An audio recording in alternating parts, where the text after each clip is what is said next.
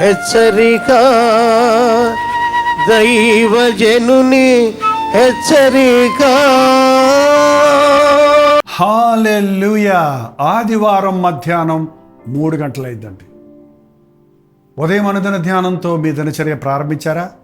పోనీ మీరైనా వ్యక్తిగతంగా ప్రార్థించుకొని వాక్యాన్ని ధ్యానించారా? ఆదివారం కదా, ఆలయానికి వెళ్ళారా? వెళ్ళలేదా?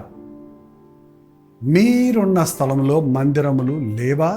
లేక మీరు ఏదో సాకు పెట్టుకొని ఒంట్లో బాగలేదనో, ఇంట్లో బాగలేదనో, పనులు వచ్చారనో, ఏంటండి ఆదివారమే పనులు పెట్టుకొని ఆదివారమే బంధువులతో చూసుకోవడానికి, బంధువులను కలవడానికి అనవసరమైన కార్యాలు పెట్టుకొని దేవుణ్ణి దుఃఖపరుస్తున్నారా? ప్రభు దినము ప్రభు మందిరానికి వెళ్ళాలి. చిన్న ప్రార్థన. పరిశుద్ధుడ, ప్రభు దినాన్ని ఘనపరచున్నట్లు ప్రభు దినమును ప్రత్యేకమైన దినముగా ఆచరించినట్లు మాకు సహాయము చేయము. క్రీస్తునామములో అడుగుచున్నాము తండ్రి, ఆమేన్. యెషయా గ్రంథం 58వ అధ్యాయంలో ఒక్క మాట చదివి మన జీవితాలను, మన ప్రభు దినము మందిరం యొక్క ప్రాముఖ్యతను గురించి తెలుసుకుందాం. 58వ అధ్యాయం 13వ వచనం చదువుతున్నానండి. నా విశ్రాంతి దినము వ్యాపారము చేయకుండా నాకు ప్రతిష్టమైన దినమని నీ ఊరకుడిని ఎడల, విశ్రాంతి దినము మనోహరమైనదనియు యెహోవాకు ప్రతిష్ట దినమనియు ఘనమైనదనియు అనుకొని దానిని ఘనముగా ఆచరించని ఎడల, నీకిష్టమైన పనులు చేయకయో, వ్యాపారము చేయకయో, లోకవార్తకులు చెప్పుకొనకయో ఉండిన ఎడల. ఏంటంట? విశ్రాంతి దినం ఆదివారమా శనివారమా అని కొంతమంది వాదించుకుంటున్నారు. మీరు యూదుల, క్రైస్తవుల? యూదుల ప్రకారం శనివారం విశ్రాంతి దినం. బట్ క్రైస్తవులైన మనకి పునరుద్ధానుడైన ఆదివారము సమాజంగా కూడుకోవటం ఆది సంఘం నుండి వారు పాటించారు. ఏ రోజు అనేది ముఖ్యం కాదు. కొన్ని అరబ్ కంట్రీస్లో ఫ్రైడే ఆరాధన జరిపించుకుంటారు. ఇది ముఖ్యం కాదు. కానీ ప్రభువుకు ఒక దినం నీ జీవితంలో వారానికి ఇస్తున్నావా? ఒక రోజు ప్రత్యేకంగా ప్రభువు కొరకు అని ప్రతిష్ఠించుకుంటున్నావా? ఇది ప్రతిష్ఠ దినము, మనోహరమైన దినము, నా దేవునిని సంధించే దినము, నా దేవుని సన్నిధిలో గడిపే దినము, నా ప్రభువుతో ఆనందించే రోజు అనేది మనం గుర్తించకుండా ఏదో ఒక గెస్ట్ని చూసినట్టుగా చూడటము, ఒక స్థలాన్ని విజిట్ చేసినట్టు విజిట్ చేయటము, దేవుని మందిరానికి వెళ్ళొచ్చామని చెప్పుకోవటము సరిపోదండి.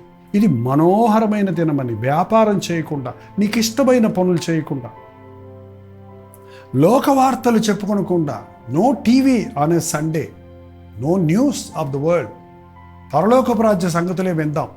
టీవీలో కూడా వస్తున్నాయి ఇప్పుడు. స్మార్ట్ టీవీలో ఉన్నవారు సోషల్ మీడియాలో వాక్యం వినండి, వద్దనలేదు. కానీ లోకవార్తలు, లోక సంగతులు, ఆదివారం నాడు లోక విషయాలు మాట్లాడుకోవద్దు. లోకానికి అవసరమైన విషయాలు మాట్లాడుకోవద్దు. ఆధ్యాత్మిక జీవితాన్ని చింతన కలిగిన వారు ఉందాం. పరలోక రాజ్యాన్ని గురించిన విషయాలు తెలుసుకుందాం. ప్రభు రాజ్య వారసులు అవ్వటం ఎలా అన్నది గుర్తిద్దాం. ప్రభు రాజ్య వారసులుగా మన చుట్టూన్న వారందరినీ సిద్ధపరచాలన్న సంగతి జ్ఞాపకం చేసుకుందాం. ఆయన ప్రేమ సువార్తను లోకానికి ప్రకటిద్దాం. ఆయన సన్నిధిలో ఆరాధిస్తూ, స్తుతిస్తూ ఆయన్ని ఘనపరుద్దాం, ఆయన్ని మహిమపరుద్దాం.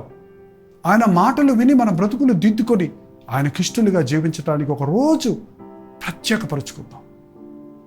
6 రోజులు మీరు కష్టపడండి మీ పొట్ట పోషణ కొరకు, అంతే కదా, ఈ లోకంలో అవసరతల కొరకు. 7వ రోజు మీ ఆత్మను సేద తీర్చుకోవడానికి నా సన్నిధికి రండి అని ప్రభు ప్రేమతో పిలుస్తున్నాడు.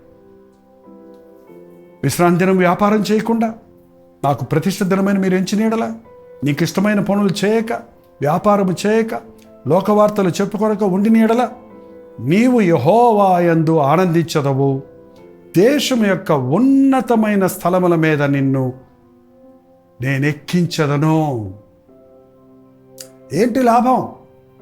ఆదివారం నా పనులు మానుకుంటే, వ్యాపారం మానుకుంటే, అన్ని వదిలిపెట్టి దేవుడు దేవుడు దేవుడు అని దేవుని సందులో గడిపితే అంటున్నారా? నీవు ఆయన యందు ఆనందిస్తావు, ఆయన నీ యందు ఆనందిస్తాడు.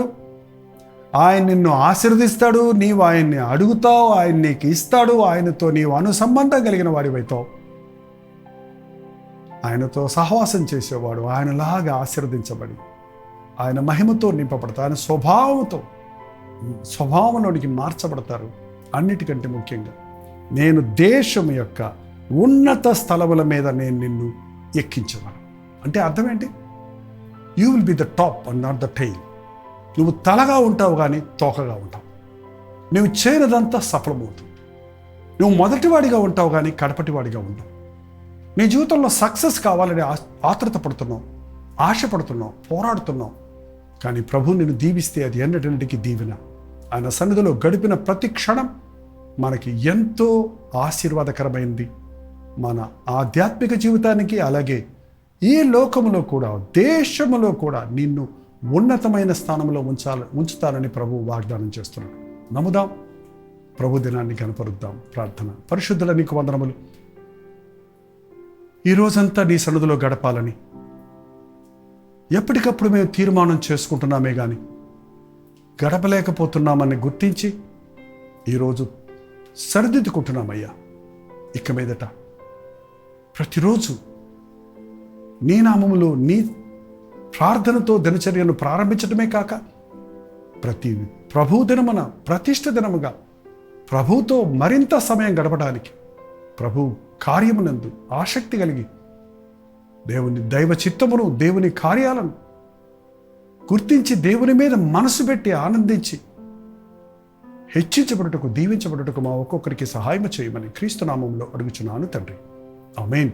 తండ్రి అయిన దేవుని యొక్క ప్రేమయు, కుమారుడైన క్రీస్తు యొక్క కృపయు, ఆదరణకర్త అయిన పరిశుద్ధాత్మ యొక్క సహవాసం ఈ హెచ్చరికను విన్న మనందరికీ నీ తోడయుండునుగాక. ఆమేన్. 954041 నెంబర్కి మీ ప్రార్థన అవసరతలు, మీ ప్రైజ్ రిపోర్ట్స్ ఎప్పటికప్పుడు ఒక టెక్స్ట్ లేక వాయిస్ మెసేజ్ ద్వారా వాట్సాప్ చేయండి. మీ పక్షంలో ప్రార్థిస్తాను, నేను సిద్ధంగా ఉన్నాను. ఉచితమైతే ఈరోజు రాత్రి 9 గంటలకు మళ్ళీ కలుసుకుందాం. అంతవరకు దేవుని మహాకృప నీకు తోడైందిగాక.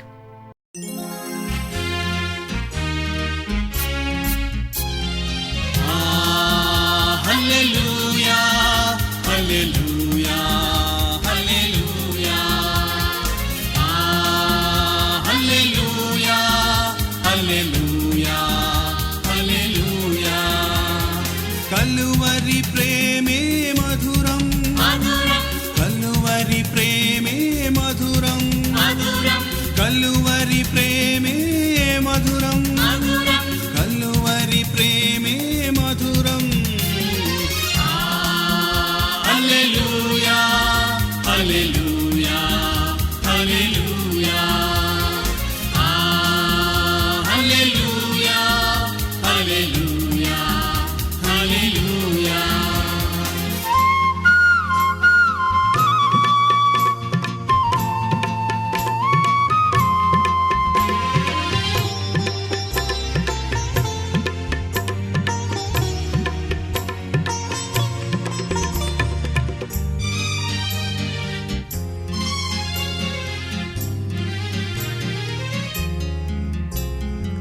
సిలువపైన విలువ త్యాగం చేసినావుగా,